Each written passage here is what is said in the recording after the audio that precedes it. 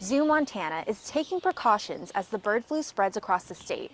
Not only is the virus highly contagious and dangerous to chickens like these, it's also transmissible to humans. It's a virus that has many chirping.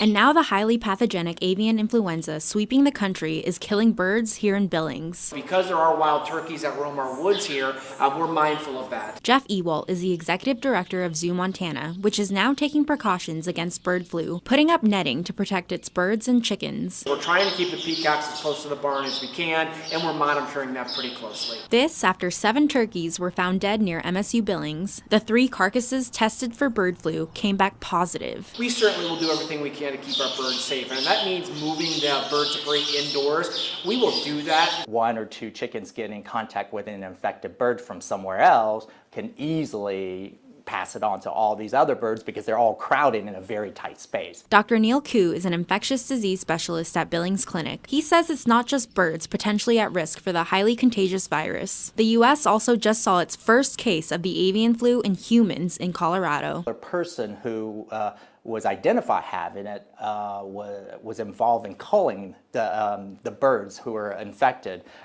down in a poultry farm. Luckily, the man has only experienced fatigue, but it's an example of the virus mutating in perfect conditions, allowing for human transmission. Passing it from person to person can happen much more easily, and contracting avian flu is no different than contracting influenza. Someone touch a bird who has it and then rub our mucosa, rather their nose or eyes. Dr. Koo says if you do see dead chickens or poultry acting strangely, don't touch them, and give DPHHS a call so you know exactly what you're dealing with. And back at ZooMontana, that's exactly what staff here are doing, a virus being closely watched as it continues to spread. In Billings, Alina Howder, MTN News.